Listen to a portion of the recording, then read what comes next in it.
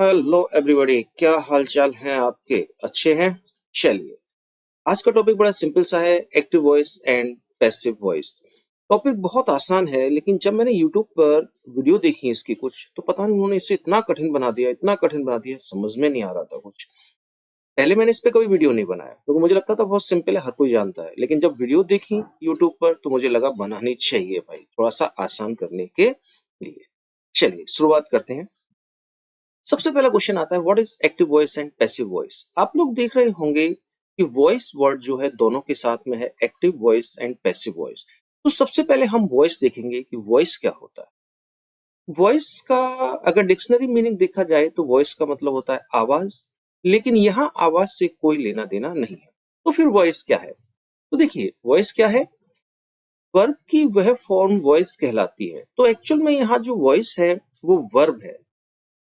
तो वर्ब की वह फॉर्म वॉइस कहलाती है जो यह बताती है कि कर्ता क्या कर रहा है या कर्ता से क्या कराया जा रहा है।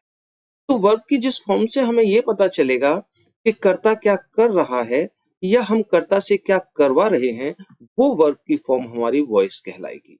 देखिए, दो काम होंगे, या तो जो सब्जेक्ट है वो खुद काम करेगा या कोई उससे काम करवाएगा। तो जिससे पता चलेगा कि खुद काम कर रहा है या उससे कोई और काम करवा रहा है, वो वर्ब हमारी वॉइस कहलाएगी। अब एक ध्यान देने वाली चीज ये है कि वॉइस, अगर वॉइस वर्ब है तो एक्टिव वॉइस भी वर्ब ही होगी और पैसिव वॉइस भी वर्ब ही होगी। जबकि हम ये कहते हैं कि ये सेंटेंस एक्टिव वॉइस का है, ये सेंटेंस पैसिव वॉइस का है। तो अब आप बताइए कि वास्तव में वर्ब एक्टिव वॉइस में या पैसिव वॉइस में होती है, या सेंटेंस एक्टिव वॉइस या पैसिव वॉइस में होता है? तो मुझे लगता है वर्ब होती है एक्टिव वॉइस या पैसिव वॉइस, सेंटेंस नहीं होता। लेकिन नॉर्मली बोलते हैं, इसलिए हम भी बोलते हैं और आप भी बोलेंगे, नो प्रॉब्लम। ओके, चलिए अब क्लियर हो गया कि वॉइस क्या चीज है। तो वॉइस हमारी वर्ब निकल के आई। तो फिर ये एक्टिव वॉइस क्या है और पैसिव वॉइस क्या है? तो देखिए, एक सेंटेंस है यहाँ पर, Ram was reading a newspaper. Ram एक न्यूज़पेपर पढ़ रहा था।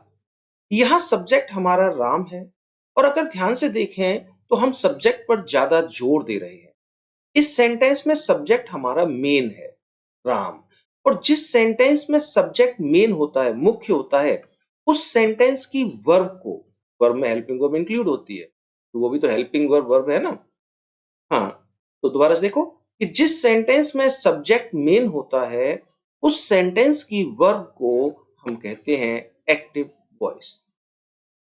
ठीक है?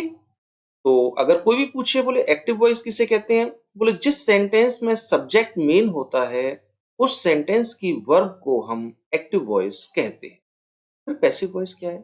तो अगर इसी सेंटेंस को मैं थोड़ा सा घुमा के लिखूं, इस सेंटेंस में आप देखेंगे राम सब्जेक्ट है, ये हेल्पिंग वर्ब है, रीडिंग वर्ब है, और न्यूज़पेपर ऑब्जेक्ट है। अब हम इसे थोड़ा सा घुमा के लिखेंगे, चेंज करके लिखेंगे। तो मैंने लिख दिया, a newspaper was being read by Ram.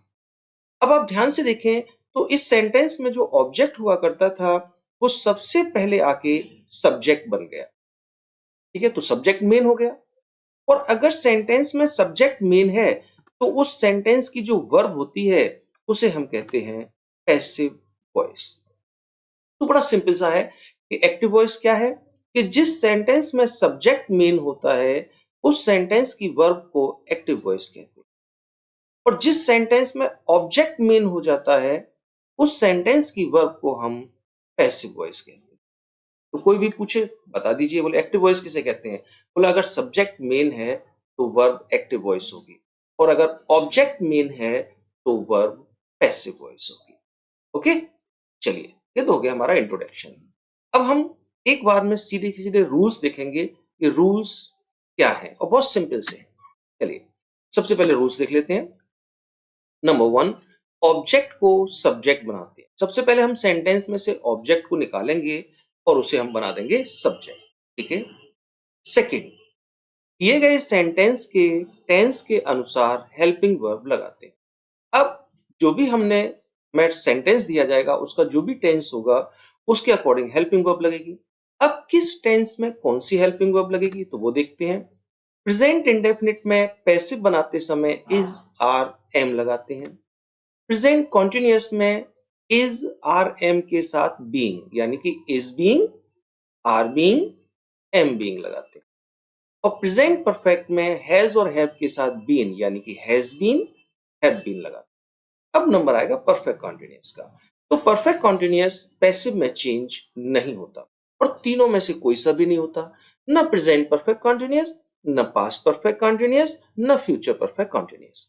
क्यों नहीं होते, इसके लिए मैं एक वीडियो बना दूंगा अलग से, थोड़ा सा बड़ा है ये टॉपिक, हमारा बड़ा हो जाएगा। मैं ज्यादा बड़ी वीडियो बनाना पसंद नहीं करता हूँ, ठीक है, बोरियत हो जाती है फिर मैं और लिखने में और समझाने में। तो उसके लिए मैं अलग से वीडियो बना दूंगा एक एक दो दिन में ही, आप देख लीजिए, उसमें बताऊंगा रीजन क्या है उसका। अब प्रेजेंट खत्म हो गया तो पास्ट शुरू होगा। अगर पास्ट इंडेफिनिट है तो पैसिव बनाते समय वॉज या वर, पास्ट कॉन्टिन्यूअस में वॉज या वर के साथ being, was being, were being, और पास्ट परफेक्ट में हैड बीन। अच्छा, बहुत सी मिस्टेक हो जाती है, जरा ध्यान रखना कि कहाँ बीन आना है कहाँ बीइंग। तो आप देखिए परफेक्ट परफेक्ट में बीन है और कॉन्टिन्यूअस में आता है बीइंग, तो कॉन्टिन्यूअस में बीइंग आएगा और परफेक्ट में बीन आएगा। और पास्ट परफेक्ट कॉन्टिन्यूअस बता ही दिया मैंने, वो चेंज नहीं होगा। अब आता है फ्यूचर इंडेफिनिट। फ्यूचर इंडेफिनिट को पैसिव बनाएंगे तो विल या सेल के साथ बी लगाएंगे, विल बी, सेल बी।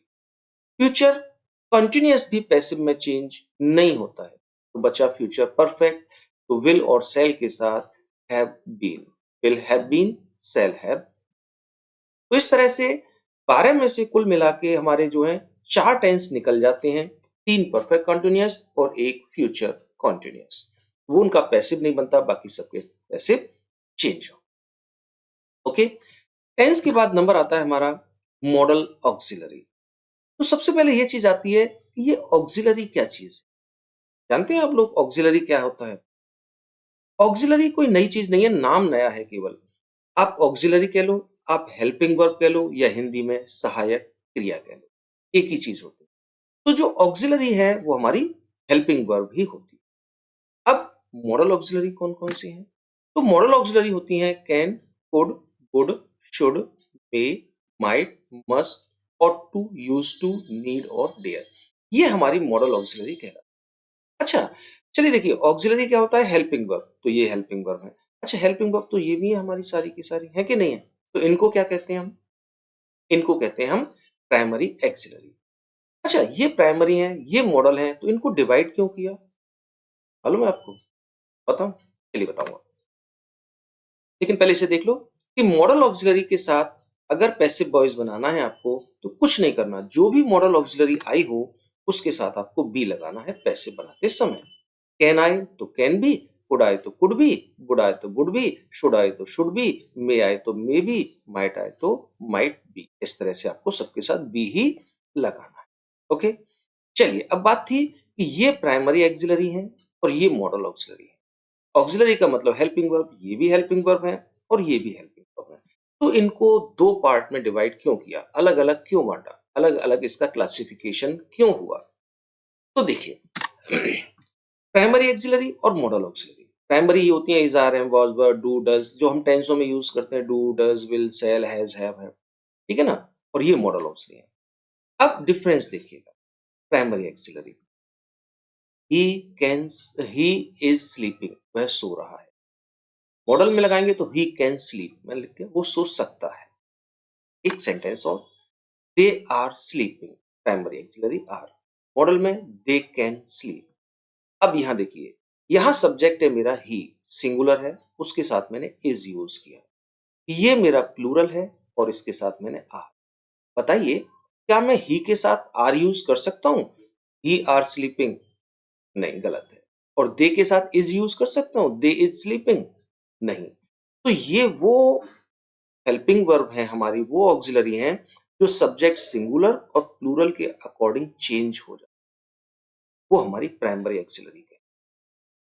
तो प्राइमरी ऑक्सिलरी वो होती हैं जो सब्जेक्ट के नंबर के अकॉर्डिंग चेंज हो जाती हैं। अगर सब्जेक्ट सिंगुलर है तो उसके साथ अलग आएगी और प्लूरल है तो उसके साथ अलग आएगी। अब आते हैं हम यहाँ model auxiliary, he can sleep, they can sleep, he के साथ भी कैन, दे के साथ भी कैन, सिंगुलर के साथ भी कैन, प्लूरल के साथ भी कैन। और ये सारी की सारी मॉडल ऑक्सिलरी वो हैं जो सिंगुलर और प्लूरल के अकॉर्डिंग चेंज नहीं होती। ये सिंगुलर के साथ भी आएंगी, प्लूरल के साथ भी आएंगी। क्लियर हो गया? इसलिए इनको थोड़ा थोड़ा डिवाइड कर दिया, इनका क्लासिफिकेशन क्या है। ओके, चलिए आगे चलते हैं थोड़ा सा। वर्ब की थर्ड फॉर्म लगाते हैं। देखिए भाई, पैसिव बनेगा तो वर्ब की थर्ड फॉर्म ही लगेगी, आंख बंद कर। ना फर्स्ट लगेगी, ना सेकंड लगेगी, ना आईएनजी लगेगा, ना कुछ। पैसिव बनाना है तो थर्ड फॉर्म ही लगाना है, चाहे टेंस इंडेफिनिट हो, चाहे कॉन्टिन्यूअस हो, चाहे परफेक्ट हो, चाहे मॉडल ऑक्सिलरी हो, कुछ भी हो, पैसिव बनेगा तो थर्ड लगेगा, काम खत्म। प्रीपोजिशन बाय लगाते हैं सबसे लास्ट में, और सब्जेक्ट को ऑब्जेक्ट बना। बस इतने से रूल हैं, सिंपल से हमारे। ओके, चलिए तो इन रूल्स को याद कर लो। रूल याद करने में कुछ है नहीं। सब्जेक्ट का सबसे पहले ऑब्जेक्ट को सब्जेक्ट, और लास्ट में सब्जेक्ट को ऑब्जेक्ट, उल्टा करेंगे, ठीक है। वर्ब की थर्ड फॉर्म प्रीपोजिशन बाय, बस याद करना है तो आपको ये हेल्पिंग वर्ब याद करनी है, किस टेंस के साथ कौन सी हेल्पिंग वर्ब लगती है। सॉरी। चलिए अब देखते हैं इन रूल्स का यूज करके हम कैसे पैसिव में चेंज करेंगे। सबसे पहले है they are playing a hockey match in the school ground. अब इसको हमें पैसिव में चेंज करना। पैसिव में चेंज करने के लिए सबसे पहला रूल है हमारा कि ऑब्जेक्ट को सब्जेक्ट बना। तो हमारा काम है यहां से ऑब्जेक्ट निकाल, और 90% मिस्टेक्स ऑब्जेक्ट निकालने की होती। या तो आपको बहुत अच्छी नॉलेज होनी चाहिए पार्ट्स ऑफ स्पीच की, तो आप बता देंगे कि ऑब्जेक्ट ये है, लेकिन मोस्टली ऐसा नहीं हो। तो फिर कैसे ऑब्जेक्ट निकालें कि हमारा ऑब्जेक्ट बिल्कुल सही निकल के आए? तो उसके लिए मैं आपको एक छोटी सी जुगाड़ बताता हूं। 3 वर्ड रट लीजिए, क्या, किसे, किसको। ये 3 इंटेरोगेटिव वर्ड हैं, इनको आप लगाइए वर्ब में, तो वर्ब तो आसानी से पकड़ लेंगे ना आप। भाई वर्ब तो आसानी से पकड़ में आ जाए। चलिए सॉरी। तो 3 वर्ड रट लीजिए, क्या, किसे, किसको। इनको जैसे ही हम वर्ब में लगाएंगे, क्योंकि ये इंटेरोगेटिव वर्ड है, तो एक क्वेश्चन बनेगा। उस क्वेश्चन का आंसर इसी सेंटेंस में से ढूंढिए। जो आंसर आपको मिलेगा वही आपका ऑब्जेक्ट होगा। बस आंसर आप थोड़ा ध्यान से निकालिए, ठीक है ना। तो पहले मैं इसकी थोड़ी सी हिंदी कर लेता हूं। वे खेल रहे हैं हॉकी मैच स्कूल ग्राउंड में। वे स्कूल ग्राउंड में हॉकी मैच खेल रहे हैं। चलिए, मैंने वर्ब पकड़ ली, खेल रहे हैं, और सबसे पहले मैंने क्या लगाया, क्या खेल रहे हैं। मेरा क्वेश्चन बन गया, क्या खेल रहे हैं। अब इस क्वेश्चन का आंसर इसी सेंटेंस में से ढूंढिए। तो क्या खेल रहे हैं वो खोल खेल रहे हैं ए हॉकी मैच। यही तो आंसर निकला मेरा, ए हॉकी मैच। तो यही मेरा ऑब्जेक्ट है। जो आंसर निकल के आएगा वही आपका ऑब्जेक्ट होगा। अगर क्या से आंसर न निकले तो जबरदस्ती ना करें उसके साथ, फिर किसे लगा के। तो किसे से आंसर निकल आएगा। किसे से भी ना निकले तो किसको। अच्छा, यहां तीनों आएंगे, किसका, किसकी, किसको। और इन सबसे आंसर ना निकले तो मना कर दो कि इसमें ऑब्जेक्ट नहीं है, हम पैसिव में चेंज नहीं करें। चलिए, तो हमारा तो क्या सही आंसर निकल आया, खेल रहे हैं। क्या खेल रहे हैं, अ हॉकी। सबसे पहले मैं इसे क्या बनाऊंगा, सब्जेक्ट, ऑब्जेक्ट का सब्जेक्ट हो गया अ हॉकी मैच। सब्जेक्ट के बाद हमारा नंबर आता है helping verb. Helping verb tense के अकॉर्डिंग आएगी, तो टेंस पहचान लीजिए, are playing, present continuous, is being, are being, am being. तो अब जो मेरा सब्जेक्ट है वो ये है, ये नहीं है। नया सब्जेक्ट बन गया अ हॉकी मैच, तो जो भी हेल्पिंग वर्ब आएगी वो इसके अकॉर्डिंग। ए हॉकी मैच के साथ क्या आएगा, सिंगुलर है, यानी कि इज बीइंग। उसके बाद वर्ब की थर्ड फॉर्म, प्लेइंग की third form played. Third form लगाते ही सब्जेक्ट छिपा लो, और ये देखो क्या कुछ बचा भी इसमें। तो देखो ये तो चेंज हो गया, यहाँ ये आ गया, यहाँ पर ये हॉकी मैच सब्जेक्ट बन गया। क्या बचा, इन the school ground. Third form लगाने के बाद जो भी बचे उसे एज इट इज, जैसा है वैसा ही रख। इन the school ground, in the school ground. अब देखिए, अब कुछ बचा क्या, अब नहीं बचा कुछ भी। जब कुछ भी ना बचे, दे तो हमने छिपा रखा है, तो कुछ भी ना बचे तब लगाइए प्रीपोजिशन बाय और सब्जेक्ट का बना दीजिए ऑब्जेक्ट। तो दे का ऑब्जेक्ट होगा देम। या अ hockey match is being played in the school ground by them. Okay. हाँ, एक चीज और बता दूं थर्ड फॉर्म लगाने के बाद जो भी बचा, मेरा ये बचा था तो मैंने यहाँ लिख लिया इन द स्कूल ग्राउंड। अगर आप चाहें तो इसको सबसे लास्ट में यहाँ भी लिख सकते हैं, तो बन जाएगा अ hockey match is being played by them in the school ground. ये लास्ट में भी लग जाएगा, लेकिन इसको बाय से पहले लगाना ज्यादा अच्छा है। ओके। और देखते हैं I shall not invite him here. मैं उसे यहाँ पर इनवाइट नहीं करूंगा। अब मैं सबसे पहले यहाँ निकालूंगा ऑब्जेक्ट। ऑब्जेक्ट निकालने के लिए क्या करना है, हमें वर्ब पकड़नी है और उसमें ये 3 वर्ड का यूज करना है। तो सबसे पहले मैंने देखा क्या, क्या इनवाइट नहीं करेगा, कोई आंसर नहीं, जबरदस्ती नहीं, छोड़ छोड़। किसे इनवाइट नहीं करेगा, उससे, मिल गया ना आंसर। किसे इनवाइट नहीं करेगा, उसे इनवाइट नहीं, हिम। देखिए ऑब्जेक्ट निकल गया मेरा। ऑब्जेक्ट को क्या करेंगे, सब्जेक्ट बनाएंगे। तो हिम जब सब्जेक्ट बनेगा तो हिम का सब्जेक्ट होता है ही। आगे देखते हैं shall not future indefinite. Future indefinite को पैसे बनाते हैं तो विल बी और सेल बी। सब्जेक्ट है मेरा ही, तो ही के साथ जो हेल्पिंग वर्ब आएगी वो होगी विल बी, लेकिन साथ में नॉट है तो बीच में will not be. Helping verb के बाद वर्ब आती है, उसकी थर्ड फॉर्म लगाते हैं इनवाइटेड, और थर्ड फॉर्म लगाने के बाद सब्जेक्ट को हम छिपा लेते हैं और देखते हैं कुछ बचा। क्या बचा, हियर लिख दीजिए।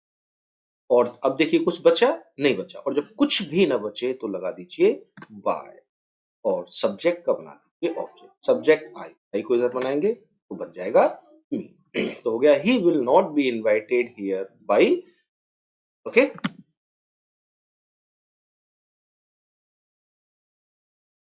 चलिए ठीक है। आगे चलते हैं, एक और सेंटेंस पकड़ते हैं।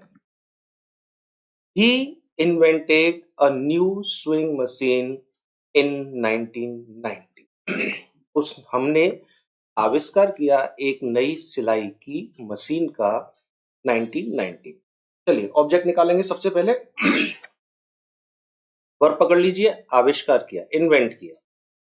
क्या इन्वेंट किया, बताइए क्या इन्वेंट किया, एक नई सिलाई की मशीन, तो यही ऑब्जेक्ट, अ न्यू स्विंग मशीन। चलिए सब्जेक्ट बना दीजिए, इसका सब्जेक्ट यही रहेगा अ न्यू स्विंग मशीन। उसके बाद हेल्पिंग वर्ब, पास्ट इंडेफिनिट का टेंस है और पास्ट इंडेफिनिट को पैसिव बनाते हैं तो हेल्पिंग वर्ब लगाते हैं वॉज या वर। सब्जेक्ट हमारा नया बन गया अ न्यू स्विंग मशीन, इसके साथ आएगा वॉज। हेल्पिंग वर्ब के साथ वर्ब की third form invented. Third form लगाने के तुरंत बाद सब्जेक्ट को छिपा लो, देखो कुछ बचा, क्या बचा, इन 1990 लिख दीजिए, और जब कुछ भी ना बचे तो लगा दीजिए बाय और सब्जेक्ट का बना दो ऑब्जेक्ट। ई का क्या बनेगा यहाँ पर, बस। ओके। तो याद रखिए ऑब्जेक्ट कैसे निकालना है, वर्ब में आप लगाएंगे क्या, किसे, किसको, यहाँ तीनों आते हैं, किसका, किसकी, किसको। ओके। जो आंसर आएगा वो आपका ऑब्जेक्ट, बस आंसर ध्यान से निकालें। और दूसरी बात, थर्ड फॉर्म लगाने के बाद जो भी बचे उसे थर्ड फॉर्म की याद रख दीजिए। अगर आप चाहें या आपके टीचर बताएं तो आप उन्हें सब्जेक्ट का ऑब्जेक्ट और फिर लास्ट में भी रख सकते हैं। इसको इन द स्कूल ग्राउंड इसे यहाँ रख सकते हैं, जो मैंने थर्ड फॉर्म लगाने के बाद हियर लगाया था इसे यहाँ लगा सकते हैं। इन 1990 को आप यहाँ ले जा सकते हैं, no problem. Invented by us in 1990। Okay. जैसे आपके टीचर पढ़ाए, दोनों ही तरह से सही है, लेकिन अगर हम बाई से पहले लगाते हैं तो ज्यादा अच्छा माना जाता है। चलिए आगे चलते हैं। She gave me a new book. अब देखिए, उसने दी मुझे एक नई बुक, उसने मुझे एक नई बुक दी। ऑब्जेक्ट निकालेंगे तो वर्ब पकड़ लीजिए दिया। क्या दिया, क्या दिया, क्या दिया उसने, अ न्यू बुक, एक नई बुक दी। अच्छा किसे लगाना, किसे दी, मुझे दी। तो यहां तो हमारे दो ऑब्जेक्ट आ गए भाई, दो आंसर निकले तो दो ऑब्जेक्ट हैं इसका मतलब। हाँ जी, दो ऑब्जेक्ट भी होते हैं, कोई परेशानी वाली बात नहीं है। मोस्टली 99% जब भी दो ऑब्जेक्ट होते हैं तो इसमें एक होता है लिविंग और एक होता है नॉन लिविंग, एक सजीव एक निर्जीव। मी लिविंग सजीव, अ न्यू बुक नॉन लिविंग निर्जीव। ओके, चलिए, तो जो हमारा निर्जीव होता है, नॉन लिविंग होता है, इसे हम बोलते हैं डायरेक्ट ऑब्जेक्ट, और जो सजीव होता है इसे बोलते हैं हम इनडायरेक्ट। अब हमारे यहाँ हो गए दो ऑब्जेक्ट, एक हो गया इनडायरेक्ट ऑब्जेक्ट, एक हो गया डायरेक्ट। मोस्टली ऐसा ही होता है, लेकिन कभी कभी दो जो है इनडायरेक्ट भी आ जाते हैं, ऐसी कोई टेंशन नहीं है। लेकिन 99% दो मिलेंगे तो उसमें एक होगा डायरेक्ट एक इनडायरेक्ट, एक लिविंग एक नॉन। ओके, चलिए, अब दो ऑब्जेक्ट हैं तो इसका मतलब ये नहीं है कि साहब ऑब्जेक्ट को सब्जेक्ट बनाते हैं दोनों को सब्जेक्ट बना दो, दो सब्जेक्ट नहीं बनेंगे, दोनों में से कोई एक बनेगा। या तो मी को सब्जेक्ट बनाओ या अ न्यू बुक को सब्जेक्ट। हमने सबसे पहले ले लिया आई, यानी कि मी को सब्जेक्ट बना। हेल्पिंग वर्ब देखिए, पास्ट इंडेफिनिट का टेंस है, आई के साथ वॉज, उसके साथ वर्ब की थर्ड फॉर्म लगा दी गिविंग। थर्ड फॉर्म लगाने के बाद देखा कुछ बचा है क्या? हाँ जी, बचा है a new book, as it is लिख दिया। कुछ भी ना बचा तो बाई लगाया और सब्जेक्ट का बना दिया ऑब्जेक्ट। ओके, चलिए, अब हम बनाते हैं अ न्यू बुक से। इस सब्जेक्ट बना दिया अ न्यू बुक, उसके बाद हेल्पिंग वर्ब वॉज ही आएगी, उसके बाद वर्ब की थर्ड फॉर्म गिवन हो गई। अब थर्ड फॉर्म लगाने के बाद हमने सब्जेक्ट को छिपा लिया, कुछ बचा, क्या बचा? मी। तो जो बचे उसे एज इट इज रख दीजिए, और जब कुछ भी ना बचे तो लगाते हैं बाई और सब्जेक्ट का बना देते हैं ऑब्जेक्ट। तो सी का हो गया हर। ठीक है भाई, चलिए, सेंटेंस दोनों सही है, ये भी सही है और ये भी सही है, गलत कोई भी नहीं। लेकिन प्रॉब्लम कहाँ? प्रॉब्लम आती है जब हम डायरेक्ट ऑब्जेक्ट को सब्जेक्ट बनाते हैं और थर्ड फॉर्म के बाद हमारा इनडायरेक्ट ऑब्जेक्ट यहां बच जाता है। तो कुछ टीचर कहते हैं कि साहब इससे पहले आप टू लगाओ, और कुछ कहते हैं कि इससे पहले टू मत लगाओ।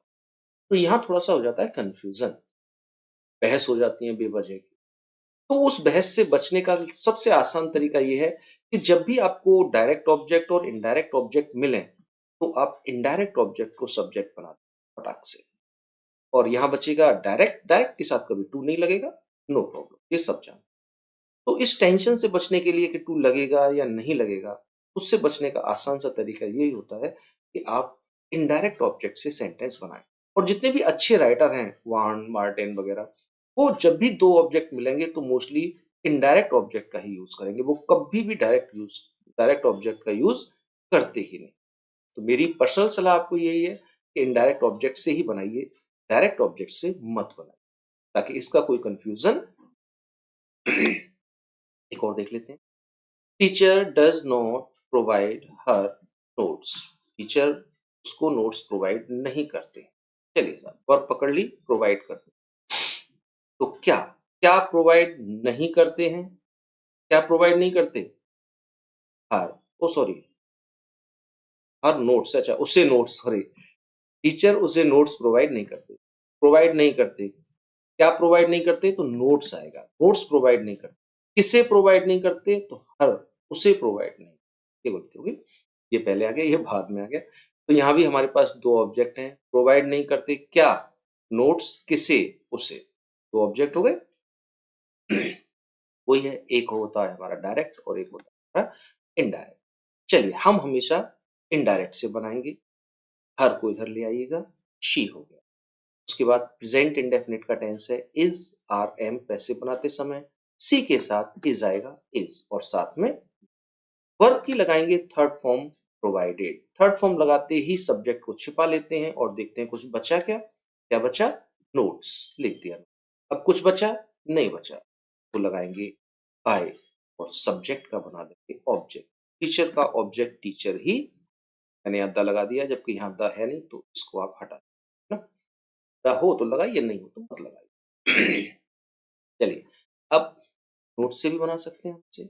नोट्स सब्जेक्ट हो गया, सब्जेक्ट के बाद हेल्पिंग वर्ब, प्रेजेंट इंडेफिनिट का टेंस है इज, आर एम, नोट्स के साथ में आर आएगा, साथ में नोट आएगा। वर्ब की थर्ड फॉर्म लगाएंगे प्रोवाइडेड। थर्ड फॉर्म लगाते ही सब्जेक्ट को छिपा लेते हैं और देखते हैं कुछ बचा, क्या बचा? हर। तो अब देखिए, टू लगाना या नहीं लगाना वो आप देख लेना, टू हर।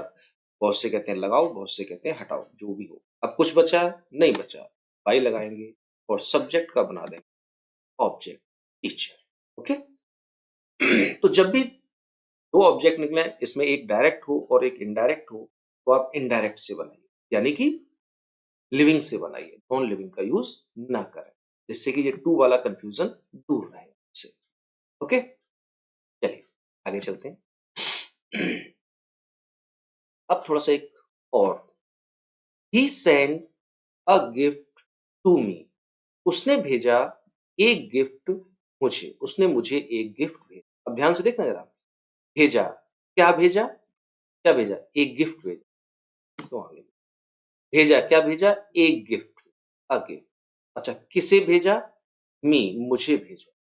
तो हो गए, एक गिफ्ट भेजा, किसे भेजा, मुझे। तो यहाँ पे भी हमारे दो ऑब्जेक्ट निकल के आए, एक लिविंग और एक नॉन लिविंग। ओके। नॉर्मली अभी अब भी बताया है कि जब भी ऐसा हो तो लिविंग यानी कि इनडायरेक्ट से बनाओ, लेकिन आप ध्यान दो इसको थोड़ा सा, इस इनडायरेक्ट ऑब्जेक्ट से पहले टू आया है। अगर किसी भी ऑब्जेक्ट से पहले टू आता है, चाहे वो ऑब्जेक्ट डायरेक्ट हो चाहे वो इनडायरेक्ट हो, तो उसे हम सब्जेक्ट नहीं बनाएंगे। ठीक है ना। तो किसी भी ऑब्जेक्ट से पहले अगर टू आ रहा है, चाहे वो डायरेक्ट ऑब्जेक्ट हो चाहे वो इनडायरेक्ट हो, तो उसे सब्जेक्ट मत बनाइए, फिर दूसरे को बनाइए।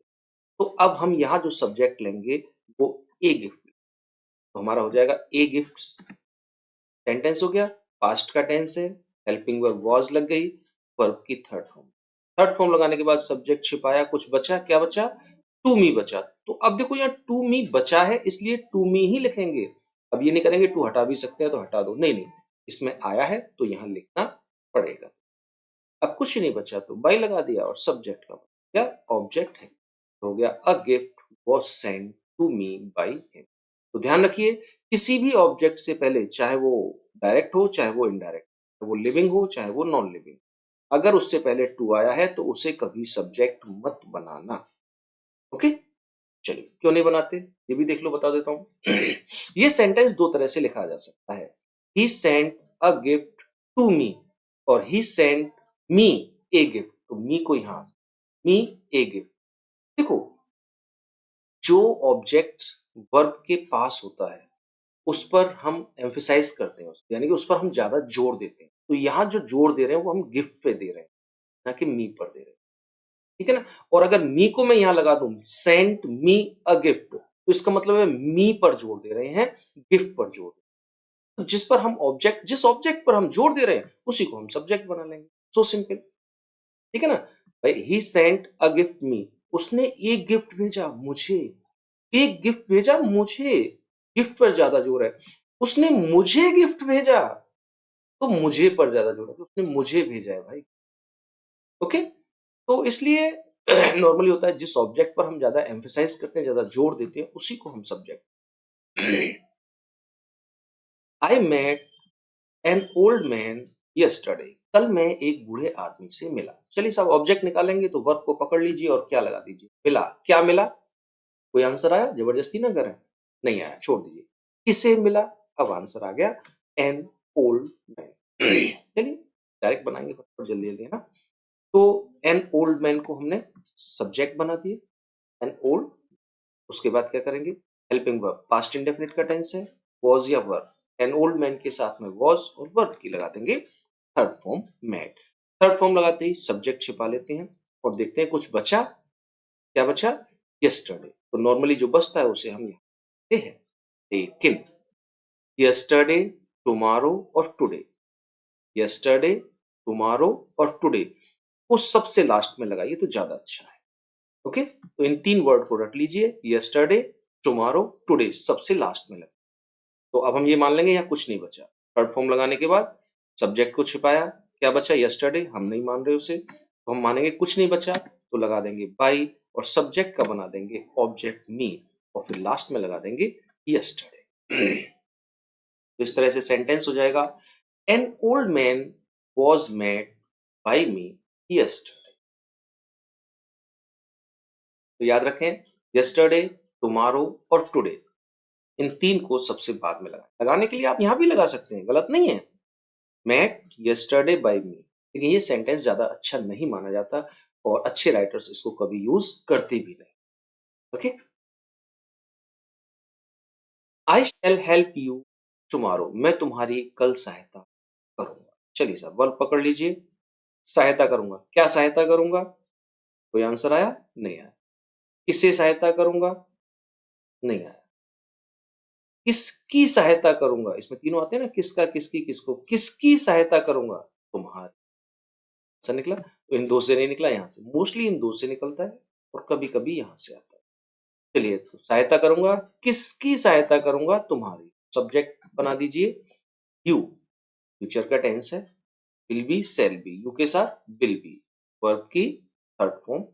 थर्ड फॉर्म लगाते ही सब्जेक्ट छिपा लो। देखो कुछ बचा क्या? क्या बचा है? टुमारो। मत मानिए उसे। नहीं बचा तो बाई लगा दीजिए, सब्जेक्ट का ऑब्जेक्ट बना दीजिए और लास्ट में लगा दीजिए टुमारो। तो याद रखिए टुडे, यस्टरडे और टुमारो हमें सबसे बाद में यूज करने। ओके, चलिए आगे देखिए। अभी थोड़ी देर पहले मैंने बताया था आपको प्राइमरी एक्सिलरी और मॉडल ऑक्सिलरी, बताया था ना। ये प्राइमरी होती है is, are, am, was, were, has, have, had, will, shall. ठीक है, उन सभी प्राइमरी में से मैंने इतनी निकालनी, is, are, am, was, were, has और हैव और हैड।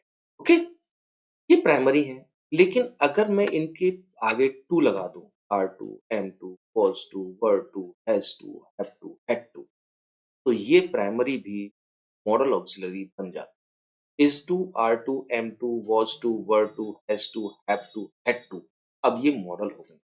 अब ये मॉडल हो गई तो इनके साथ मॉडल जैसा ही तो बिहेव करेंगे हम, और मॉडल के साथ हम लगाते हैं हमेशा बी, तो इनके साथ भी हम लगाएंगे बी। देखिए, you have to pay him, तुम्हें उसे देना है, पे करना है। चलिए साहब ऑब्जेक्ट निकालिए। पे करना है, किसे करना है? हिम, उसे करना है। सब्जेक्ट ये ही हो गया। उसके बाद हैव टू, ये तो ये मॉडल बन गया। अब मॉडल बन गया तो बी लगेगा। लेकिन बस ध्यान रखना, यहाँ मॉडल जो है, क्योंकि ये बनी है, एक्चुअल में मॉडल है नहीं, तो ये सब्जेक्ट के नंबर के अकॉर्डिंग चेंज होंगे। यू के साथ हैव टू आया था, ही के साथ हैज टू आएगा, हैव टू नहीं आएगा। अब वो वाली बात ना लें, मॉडल तो चेंज ही नहीं होता। तो वो एक्चुअल में मॉडल है, कैन, कुड, वुड, शुड, तो वो चेंज नहीं होंगी। लेकिन इनको मॉडल बनाया है तो ये चेंज हो जाएंगी। तो हैव टू की जगह हो गया हैज टू, क्योंकि सिंगुलर सब्जेक्ट है, और साथ में लग गया बी, और वर्ब की लग गई third form paid. Third form लगाते ही सब्जेक्ट छिपाया, देखा कुछ बचा? नहीं बचा तो लगा दिया प्रीपोजिशन बाय, और सब्जेक्ट का बना दिया ऑब्जेक्ट, यू का object. He has to be paid by, आगे देखते हैं। He is to complete this work, उसे यह काम, ठीक है सर, कंप्लीट करना है। क्या कंप्लीट करना है? ऑब्जेक्ट निकालना है, कंप्लीट करना है। क्या कंप्लीट करना है? This work. This work is to, तो दिस वर्क के साथ भी इज टू आएगा, लेकिन इज टू आ गया तो मॉडल हो गया, मॉडल हो गया तो इसके साथ be, is to be. Verb की थर्ड फॉर्म कंप्लीटेड। कुछ बचा? नहीं बचा, बाई लगाया और सब्जेक्ट। हाँ, तो याद रखें, is to, are to, am to, was to, were to, has to, have to, had to, ये मॉडल ऑक्सिलरी में आ जाते हैं, तो इनके साथ हम ही का यूज करेंगे। अब देखिए, he was looking at the picture. अब इस सेंटेंस में तो सिंपल सा लग रहा है, लेकिन आप ध्यान दें, एट आया है वर्ब के साथ, तो कुछ प्रीपोजिशन जो है हमारे वो वर्ब के साथ आते हैं। अब चूंकि वो वर्ब के साथ आते हैं, इसलिए वो हमेशा वर्ब के साथ रहेंगे, पैसिव बनाते समय भी रहेंगे। चलिए, ही वॉज लुकिंग एट, वह देख रहा था, द पिक्चर, तस्वीर, वह तस्वीर को देख रहा था। चलिए, देख रहा था, क्या देख रहा था? क्या देख रहा था? पिक्चर देख रहा था।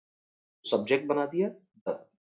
वॉज आईएनजी पास्ट कंटिन्यूअस का टेंस है, तो वॉज बीइंग और वर्ब की थर्ड फॉर्म लुक। अब चूंकि ये प्रीपोजिशन वर्ब के साथ में है, इसलिए यहां भी ये रहेगी एट। फिर देखेंगे थर्ड फॉर्म लगाने के बाद कुछ बचा? नहीं बचा। नहीं बचा तो प्रीपोजिशन बाय। अब बच्चा कहता है सर दो दो प्रीपोजिशन, ये भी, ऐसा नहीं, ये लगाना पड़ेगा, ये इसके साथ आएगा, ये फ्रेज बन जाए, और उसके बाद सब्जेक्ट का object he. He spoke to me, वह मुझसे बोला। स्पोक टू है, ये इसके लिए नहीं है, तो ये वर्ब के साथ में टू आया है। बोला, किसे बोला?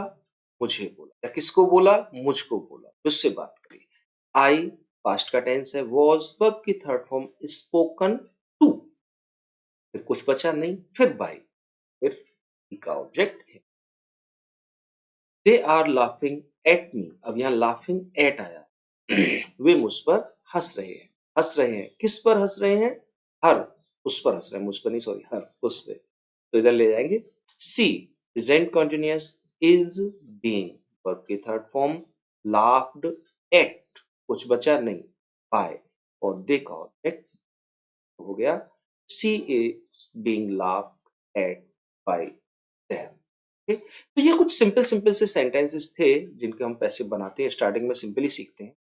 अब दूसरी वीडियो में बनाऊंगा सेकंड पार्ट इसका, तो उसमें मैं आपको थोड़ा सा एडवांस लेवल के सिंपल सेंटेंस, सिंपल यानी कि एफर्मेटिव सेंटेंस और नेगेटिव सेंटेंस बताऊंगा। उसके बाद फिर इंटेरोगेटिव की अलग से बनाऊंगा, फिर इंपेरेटिव की अलग, सबको अलग अलग बनाऊंगा, एक साथ में नहीं ले रहा। लेकिन अभी ये खत्म नहीं हुए, अभी तो ये सिंपल है, यानी कि ये हाई स्कूल लेवल तक का मैंने यहाँ थोड़ा सा खत्म किया है। अब इसके बाद बाय नहीं लगाते, डिफरेंट डिफरेंट प्रीपोजिशन आते हैं वो लगाएंगे, डिफरेंट डिफरेंट टाइप के डिफरेंट डिफरेंट टाइप की वो बनेंगे, पैसिव बनेंगे, तो उनको बताएंगे। तो वो थोड़ा सा एडवांस लेवल पार्ट 2 में चलेगा। तो वो कुछ जल्दी कोशिश करूंगा, 1-2 दिन में ही वो वीडियो आ जाए अगर हो सका। ठीक है ना? चलिए चलते हैं। ओके, बाय बाय दोस्तों।